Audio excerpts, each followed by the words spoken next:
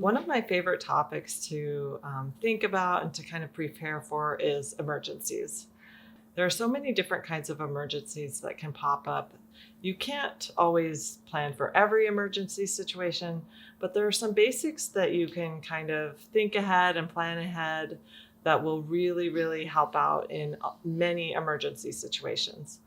So I live in Alaska, and in Alaska, the supply chain is fairly fragile. We have a 2-lane road that goes through the mountains, and that's where a lot of our food comes from.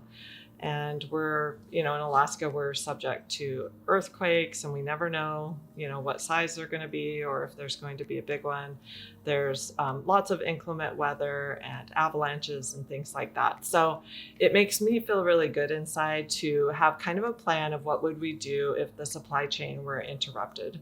But there's also other emergencies like losing a source of income or various scenarios that could have nothing to do with weather. And one of the best ways to prepare for an emergency, in my opinion, is to store wheat. And if you store wheat and you don't have a way to cook with it properly, or all you have is wheat and water and you can boil the wheat and eat it, that's great because that's a great source of nutrition. But if you can have sourdough culture and add that to your food storage, the knowledge of how to grow and maintain a sourdough culture and how to cook with it, that's going to increase the nutrition of that wheat that you can store just immensely. It's going to make everything more bioavailable in your body. The wheat kernels that you grind into flour are going to be much more nutritious. It's going to help with your microbiome and your immune system. And it actually produces more of a complete protein when you turn it into sourdough bread and bake it. And so I think it's so valuable just to learn the skill of sourdough, even just for emergencies. I think it's a great, great plan. So if you wanted to be able to bake sourdough in case of an emergency, what you would need to do is you would need to have wheat that's in a long-term storage packaging.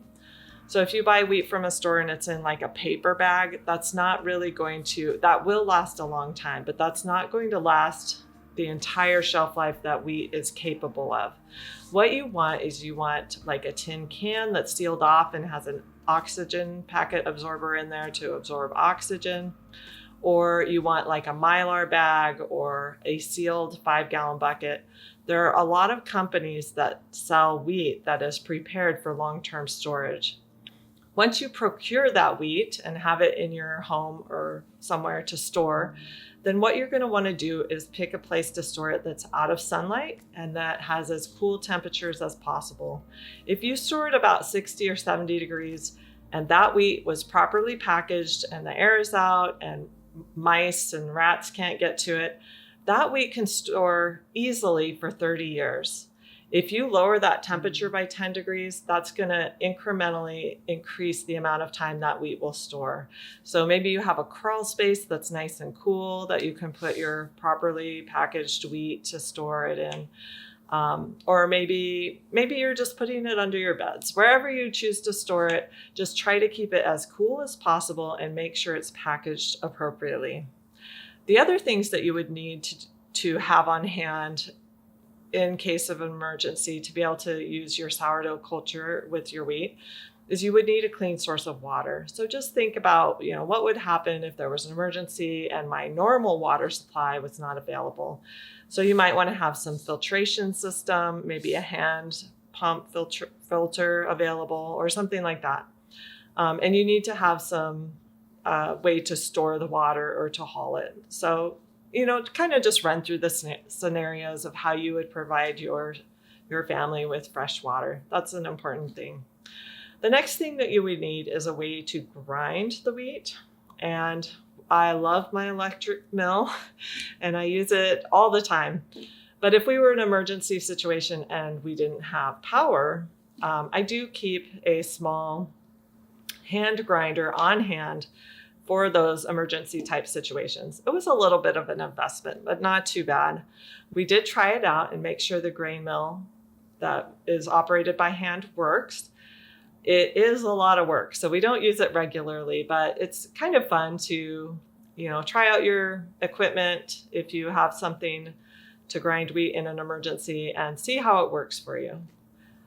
I actually have 2 hand wheat grinders. One I found at a tag sale and one I ordered online. And they both use by cranking. You hook it up to a counter or a surface and you pour your wheat in the hopper and you hand crank it. It's a lot of work, but it's definitely would be worth it if you were in an emergency situation. The other thing that you'll need to keep in storage is salt. Salt really, really does make sourdough bread palatable and it changes the structure. It's just really important. You definitely could make sourdough bread without salt, but I highly recommend finding an inexpensive, high quality salt that's sealed up for long-term storage and just store it where you store your wheat so that you can find it and use it. It's going to make a big difference in the bread that you make.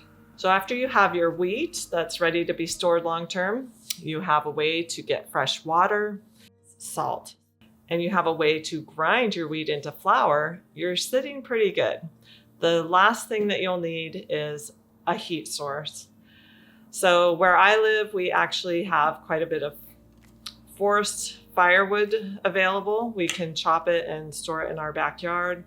Charcoal briquettes may be a good option, or other fuel sources might work.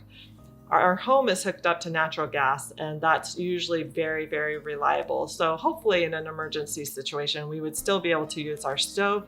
We just need to have matches on hand if the electricity's out so that we can start our burners, and we could make fabulous flatbreads on top of our stove on a burner and a skillet. We could make pancakes and all sorts of delicious things to eat out of our sourdough culture and our stored wheat. And we would be very, very thankful to have all of that nutritious food available to us in an emergency. So I hope that you'll consider learning about sourdough, especially if you love to be prepared for emergencies. I think it's one of the very best foods to store, and learning about sourdough is, in my opinion, one of the very best skills to have.